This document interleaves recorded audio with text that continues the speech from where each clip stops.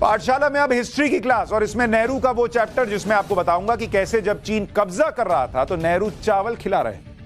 नेहरू ने चीन को वो कौन सा हथियार गिफ्ट में दिया जिसका इस्तेमाल आज भी चीन भारत के खिलाफ करता है।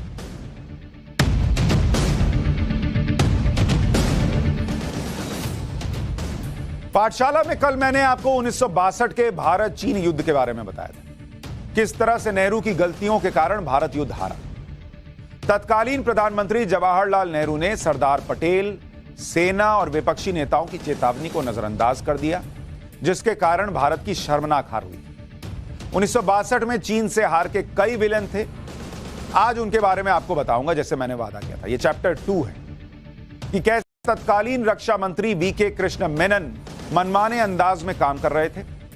नेहरू ने संसद में भारतीय सेना की तैयारियों को लेकर कहा था कि सेना बेहतर स्थिति में है, जबकि जवानों के पास हथियार, रसद, यहां तक कि जूते तक नहीं। आज इसके बारे में डिटेल में बताऊंगा, लेकिन पहले आपको बताता हूं उस हथियार के बारे में जो एक तरीके से चीन को खुद नेहरू जी ने दिया, और वो वैसा हथियार है जिसका इस्तेमाल आज भी चीन भारत के खिलाफ कर रहा है।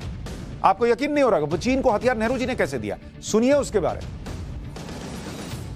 1962 के युद्ध में हार की सबसे बड़ी जिम्मेदारी तो नेहरू की थी, क्योंकि नेहरू ने चीन पर भरोसा करके 10 साल गवा दिए। चीन से लड़ने में खुद को ताकतवर बनाने की जगह पर नेहरू चीन के तुष्टीकरण में जुटे हुए थे। आपको आज जब बताऊंगा तो आपको यकीन नहीं होगा कि नेहरू जी को चीन से इतना प्रेम क्यों था।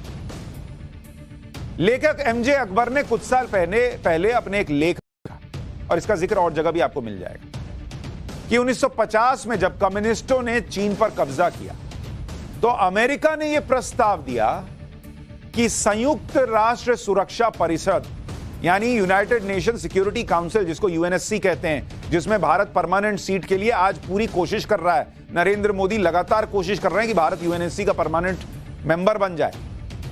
उस संयुक्त राष्ट्र सुरक्षा परिषद में अमेरिका चाहता था तब कि चीन की जगह भारत को दे दी जाए। मतलब भारत 1950 में ही यूएनएससी का परमानेंट मेंबर बन सकता था, उसके झोली में आ रहा था यह मौका। इसको लेकर अगस्त 1950 में नेहरू की छोटी बहन और अमेरिका में भारत की तत्कालीन राजदूत विजय लक्ष्मी पंडित ने नेहरू को एक चिट्ठी लिखी सीक्रेट। विजय लक्ष्मी पंडित ने इस चिट्ठी में लिखा कि अमेरिका चाहता है चीन को हटाकर भारत को यूएन सिक्योरिटी काउंसिल का परमानेंट मेंबर बनाया। लेकिन नेहरू ने अपनी बहन को सीक्रेट जवाब दिया कि चीन को हटाकर यूएन सिक्योरिटी काउंसिल में भारत का जगह लेना हर लिहाज से बुरा है। नेहरू ने कहा कि यह चीन से सीधा टकराव होगा और इससे हमारे और चीन के बीच रिश्तों में असर पड़ेगा। सोचिए, यूनाइटेड नेशन सिक्योरिटी काउंसिल में जाने से भारत की पावर कितनी बढ़ जाती, और नेहरू जी इस बात की चिंता कर रहे थे कि चीन मेरा दोस्त मेरे से नाराज हो जाएगा, और वहां चीन तैयारी कर रहा था भारत को रगड़ने की, भारत पर हमला करने की। नेहरू चीन को नाराज नहीं करना चाहते थे, और इसलिए कहा कि यूएन सिक्योरिटी काउंसिल में चीन को सीट देने के लिए भारत कहता रहेगा। मतलब खुद नहीं लेंगे और यह भी कहेंगे कि यूनाइटेड नेशन सिक्योरिटी काउंसिल में नहीं, चीन को दे दो, हमको नहीं चाहिए, चीन को दे दो। यह नेहरू जी कर रहे थे। अपने पास सुनहरा मौका 1950 में खुद चलकर आया। अमेरिका कह रहा है भारत को यूएनएससी परमानेंट मेंबर बना दो, नेहरू जी कह रहे ना हमको ना दो, नेहरू को चीन को दे दो। क्या किया। और आज की डेट में कांग्रेस पार्टी कहती है कि पीएम मोदी को डर लगता है चीन से आंख मिलाने। अरे क्या नेहरू जी कर रहे थे और आप आज ये कह रहे हो। यह बात नेहरू ने काफी अरसे तक सीक्रेट रखी कि उन्होंने अमेरिका के ऑफर को रिजेक्ट कर दिया, क्योंकि अगर वो ये बात बताते तो कई लोग विरोध करते कि भारत को ऐसा नहीं करना चाहिए। 2019 में तत्कालीन वित्त मंत्री दिवंगत अरुण जेटली ने कहा था कि कश्मीर और चीन के मामले में गलतियों के लिए एक ही इंसान जिम्मेदार है। अरुण जेटली जी ने नेहरू के उस लेटर का जिक्र किया जो उन्होंने 2 अगस्त 1955 को देश के सभी मुख्यमंत्रियों को लिखा था, और यह कहा था कि अमेरिका ने अनौपचारिक रूप से सुझाव दिया है कि चीन को संयुक्त राष्ट्र में शामिल हो जाना चाहिए। माफ कीजिएगा, भारत को शामिल हो जाना चाहिए, चीन को नहीं। लेकिन चीन को संयुक्त राष्ट्र सुरक्षा परिषद में नहीं लेना चाहिए और चीन की जगह पर भारत को सुरक्षा परिषद में आना चाहिए। लेकिन नेहरू ने कहा कि हम स्वीकार नहीं कर सकते, क्योंकि इसका मतलब होगा कि चीन के साथ संबंध खराब करना, और सुरक्षा परिषद में चीन जैसे महान देश का न होना चीन के साथ अन्यायपूर्ण होगा। यहां भारत को मौका मिल रहा था और नेहरू जी तराजू लेकर घूम रहे थे कि चीन के साथ अन्यायपूर्ण क्या होगा। कई लोग तो ये कहते हैं इसका मतलब फिर डर रहे थे आप कि चीन नाराज हो गया तो क्या होगा। अरे चीन नाराज हो गया तो क्या, भारत का हित पहले था कि चीन का हित पहले था। और यूनाइटेड नेशन सिक्योरिटी काउंसिल में भारत 1950 में आ गया होता तो सोचिए आज भारत कहां कितना पावरफुल होता, वीटो पावर होती भारत के पास। और वो वीटो पावर चीन जो है वो किस तरह से इस्तेमाल करता है दुनिया में आपको पता है। आज भारत अपनी स्थिति में है कि भाई ये रूस के साथ युद्ध चल रहा है, ठीक है हम अपना स्टैंड लेंगे। लेकिन आप यूएनएससी सिक्योरिटी काउंसिल के अगर आप यूएनएससी के परमानेंट मेंबर होते तो सोचिए आपकी ताकत और क्या होती। अमेरिका के ऑफर के बाद, अच्छा एक मौका नहीं गया, दूसरा कब आया? अमेरिका के ऑफर के बाद 1955 में सोवियत संघ ने भी यूएन में भारत को स्थायी सीट देने का प्रस्ताव रखा। लेकिन नेहरू के जीवनीकार सर्वपल्ली गोपाल ने लिखा है कि तत्कालीन प्रधानमंत्री नेहरू ने इस बात पर जोर दिया कि यूएन में चीन को प्राथमिकता मिलनी चाहिए। आदमी माथा पीट ले, एक नहीं दो बार गोदी में आके गिर रहा है कि यूनाइटेड नेशन सिक्योरिटी काउंसिल के मेंबर बन जाओ, परमानेंट मेंबर। और नेहरू जी कह रहे हैं नहीं, मेरा दोस्त चीन बनेगा। और चीन हम पर हमला करने की तैयारी कर रहा था। सोचिए अगर नेहरू ने ऐसा ना किया होता तो भारत की यूएन में स्थायी सीट के प्रस्ताव को स्वीकार कर लेते तो आज भारत के पास यूएन में वीटो पावर होती। जबकि नेहरू ने यह वीटो पावर एक ऐसे देश को दिया, चीन को, जो बाद में हमारे सबसे बड़े दुश्मन पाकिस्तान की यूएन में लाइफलाइन बन गए। सिक्योरिटी काउंसिल की यह परमानेंट सीट वो हथियार है जो एक तरीके से नेहरू जी ने उठाकर चीन को दिया लो, और वो हथियार आज भी चीन हमारे खिलाफ इस्तेमाल करता है। आज वही चीन यूएन में हमारी स्थायी सीट के दावे में सबसे बड़ी रुकावट बन रहा है, जिसको नेहरू जी कहते थे ना हमको नहीं चीन को दे। नेहरू ने चीन का तुष्टीकरण करने में इंतहा कर दी। इसका एक और उदाहरण आपको बताता हूं। एक इतिहासकार हैं क्लाउड आरपी, जो तिब्बत के मामलों के एक्सपर्ट हैं। उन्होंने तिब्बत को लेकर कई किताबें लिखी। उन्होंने अपनी किताब will Tibet ever find her soul again, India Tibet relations में दावा किया है कि 1950 के दशक की शुरुआत में तिब्बत पर हमले के बाद वहां तैनात चाइनीज सैनिकों को जब खाने की कमी पड़ गई तो भारत से चावल पहुंचाया गया। चीन तिब्बत पर कब्जा कर रहा था और नेहरू जी का भारत चावल परोस रहा था। चीन की सरकार ने तिब्बत में अपने सैनिकों के लिए भारत से 10,000 टन अनाज मांगा और नेहरू करीब 3,000 टन चावल भेजने पर राजी हो गए। नेहरू की चावल डिप्लोमेसी करीब 4 साल तक चलती रही। इसके बाद चीन ने तिब्बत में सीधा अपना अनाज सप्लाई सुनिश्चित कर लिया। फिर कहा ना जरूरत है, जाओ, भारत की जरूरत ही नहीं रही। लेकिन सोचिए अगर वो चावल भारत ने न दिया होता तो तिब्बत की स्थिति आज क्या हो। और चीन कब्जा कर रहा है और नेहरू जी चावल खिला रहे। क्या दोस्ती। नेहरू की चीन नीति उनके करीबी लोगों के इशारे पर चल रही। इनमें से एक व्यक्ति थे के.एम. पणिक्कर। के.एम. पणिक्कर इतिहासकार थे जो बाद में डिप्लोमेट बन गए। वो 1950 में चीन के राजदूत थे जब चीन ने तिब्बत पर हमला किया था। के.एम. पणिक्कर के बारे में इतिहासकार क्लाउड आरपी ने लिखा है कि कम्युनिस्टों के चीन पर कब्जे के पहले और बाद में दोनों शासन में के.एम. पणिक्कर ही चीन में भारत के राजदूत बने रहे। जबकि ऐसी परिस्थितियों में, यानी जब शासक बदल जाता है तो सामान्य तौर पर राजदूत भी बदल दिया जाता है। लेकिन नेहरू की कृपा से के.एम. पणिक्कर राजदूत बने रह गए। इतिहासकार रामचंद्र गुहा की किताब इंडिया आफ्टर गांधी में लिखा गया है कि मई 1950 में पणिक्कर को तत्कालीन चीन के शासक माओ से मिलने का मौका मिला। और माओ से मीटिंग के बाद पणिक्कर ने बताया कि माओ बहुत दयालु है, उनकी आंखों में करुणा झलकती है, आंखों और चेहरे पर कोई निर्दयता नहीं है। पणिक्कर को माओ बिल्कुल अपने बॉस नेहरू की तरह लगते थे। नेहरू और माओ दोनों को उन्होंने मानवतावादी बता दिया। लेकिन अब आप ये सुनकर हैरान रह जाएंगे कि जिस माओ को पणिक्कर बहुत दयालु, मानवतावादी, नेहरू जैसा बता रहे थे, पणिक्कर की मीटिंग के 5 महीने बाद अक्टूबर 1950 में चीन ने तिब्बत पर हमला कर दिया और तिब्बत पर कब्जा कर लिया। तो वो दयालु माओ तिब्बत पर कब्जा कर रहा था। नेहरू के प्रिय राजदूत पणिक्कर को तिब्बत पर चीन के हमले की खबर भी ऑल इंडिया रेडियो से मिली। इतिहासकार रामचंद्र गुहा की किताब इंडिया आफ्टर गांधी में लिखा है कि तिब्बत पर चीन के हमले के कुछ दिन बाद संसद में नेहरू ने कहा कि वो उम्मीद करते हैं कि मामले का शांतिपूर्ण समाधान हो जाएगा। लेकिन कैबिनेट के दूसरे सदस्य सरकार के सख्त स्टैंड लेने के पक्ष में थे, जैसे सरदार पटेल, जो मानते थे कि चीन ने राजदूत पणिक्कर को मूर्ख बनाया है बॉस, और राजदूत पणिक्कर को झूठे भरोसे में फंसाया, जिससे राजदूत पणिक्कर ने चीन के तिब्बत पर हमला करने वाली योजनाओं की तरफ ध्यान ही नहीं दिया।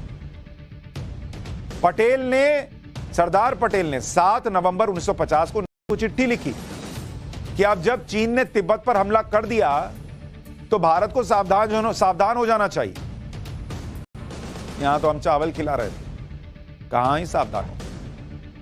लेकिन नेहरू ने उन्हीं लोगों को आगे बढ़ाया जिन्होंने चीन के मामले में हमें डुबा दिया।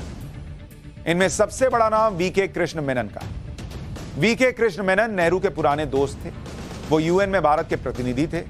नेहरू उन्हें डिप्लोमेटिक ड्यूटी से हटाकर अपनी कैबिनेट में लाए। 1957 में उन्हें नेहरू ने रक्षा मंत्री बनाया। वो नेहरू के बाद उस वक्त सबसे ताकतवर मंत्री माने जाते। मेनन ने रक्षा मंत्री बनते ही उस वक्त के army chief general KS. Thimayya से टकराव शुरू कर दिया। जनरल थिमैया कर्नाटक के कुर्ग के रहने वाले, शानदार करियर, उन्हें सेना में हीरो की तरह देखा जाता। उन्होंने दूसरे विश्व युद्ध में सिंगापुर में लड़ाई लड़ी। फिर आजादी के बाद कश्मीर में पाकिस्तानी हमलावरों को उन्होंने मारा। कोरिया युद्ध में उन्होंने यूएन की टीम का नेतृत्व किया। यह उनका अनुभव था। जनरल थिमैया के नेतृत्व का चीन और अमेरिका भी कायल था।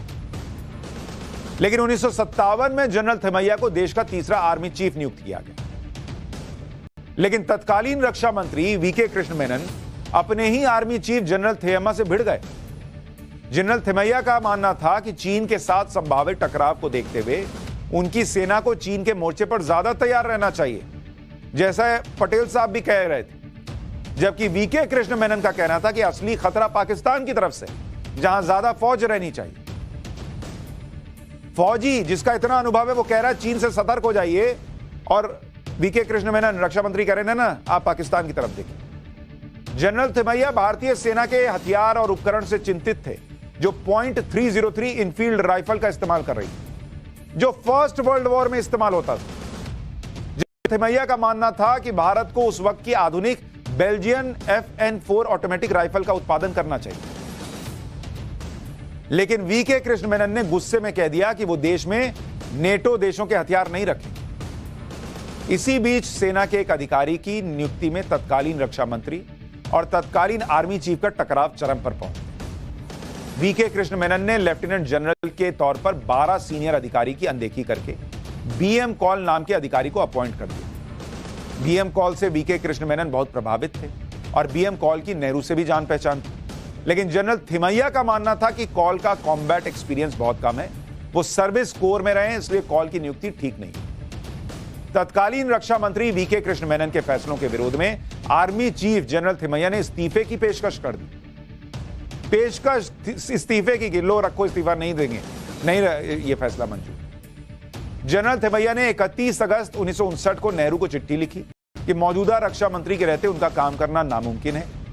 थिमैया ने नेहरू को लिखा कि मौजूदा परिस्थितियां उन्हें अनुमति नहीं देती कि वो आर्मी चीफ के अपने पद पर बने रहें। जनरल थिमैया के इस्तीफे की खबर लीक हो गई, तूफान आ गया। संसद में जनरल थिमैया के मामले पर बहस हुई। कुछ वामपंथियों ने कहा कि थिमैया का कोर्ट मार्शल कर देना चाहिए। वीके कृष्ण मेनन के समर्थन वाले प्रेस ने थिमैया को अमेरिकन लॉबी के हाथों में खेलने वाला हथियार बता दिया। लेकिन मीडिया और नेताओं के एक वर्ग ने कहा कि जनरल थिमैया नहीं, मेनन को इस्तीफा देना चाहिए, क्योंकि रक्षा मंत्री सेना का मनोबल तोड़ रहे हैं और उच्च स्तर पर उन अधिकारियों को बढ़ा रहे हैं जो रक्षा मंत्री के व्यक्तिगत तौर पर वफादार हैं। इस बहस के बाद नेहरू ने थिमैया को 2 बार बुलाया और उन्हें इस्तीफा वापस लेने के लिए मनाया। हालांकि थिमैया ने जो कहा उसे माना नहीं गया और रक्षा मामलों में वीके कृष्ण मेनन की ही चलती रही। 1961 में जनरल थिमैया के रिटायरमेंट के 15 महीने बाद ही चीन ने 1962 में भारत पर हमला कर दिया और इससे साबित हो गया कि जनरल थिमैया सही थे। लेकिन नेहरू जी ने अपने रक्षा मंत्री की सुनी, उस लंबे अनुभवी जनरल थिमैया की सुन लिए होते, पटेल साहब की सुन लिए होते, तो चीन से बच गए होते।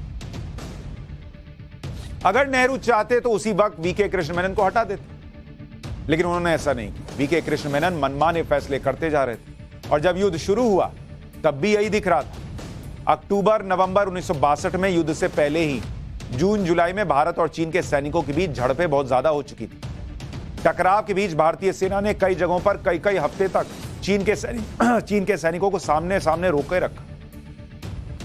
लेकिन अक्टूबर 1962 में core commander lieutenant general Umrao Singh को हटाकर उनकी जगह पर कोर कमांडर के तौर पर दिल्ली से बीएम कॉल को भेजा गया। बीएम कॉल ने दिल्ली से आकर उस वक्त के एनईएफए यानी अरुणाचल प्रदेश में कमान संभाली। बीएम कॉल सेना को भरोसा दे रहे थे कि दिल्ली से सेना को सप्लाई आ जाएगी, इसलिए सेना को आगे बढ़ना चाहिए।